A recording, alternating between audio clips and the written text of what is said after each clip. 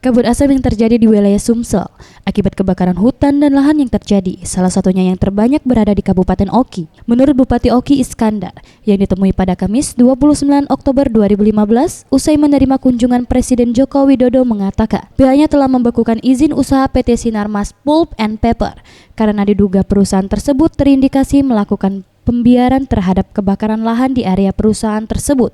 Selain itu juga, pembekuan izin usaha ini karena Bareskrim Polri tengah menyelidiki kasus pembakaran lahan di PT Sinarmas Pulp and Paper. Berbagai perizinan penggunaan lahan gambut oleh Gimana itu, Pak? Sinarmas itu ditanganin langsung sama Bareskrim Bareskrim. Dari pihak kabupaten sendiri ngasih sanksi apa tuh, Pak? Ya kita secara administratif lah. Nah, secara administratif yaitu izin usahanya siup Ditutup. ya, sementara kita bekukan dari menunggu hasil yang yang punya kekuatan tetap lah. Aman.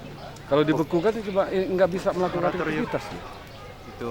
Iya, kalau dibekukan siup gimana melakukan aktivitas, sama aja kita mencabut ya. Berdasarkan data dari BNPB pada Kamis 29 Oktober 2015, titik api atau hotspot kebakaran hutan dan lahan mencapai 593 yang tersebar di Indonesia.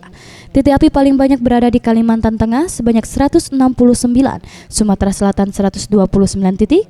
Selain itu, titik api terdeteksi di Kalimantan Timur 87 titik, Jawa Timur 34 titik, Kalimantan Selatan 27 titik, Jambi 8 titik, Lampung 4 titik, dan Jawa Tengah 1 titik. Rizky Hidayat, Ferry Jati Nugroho, Sriwijaya TV.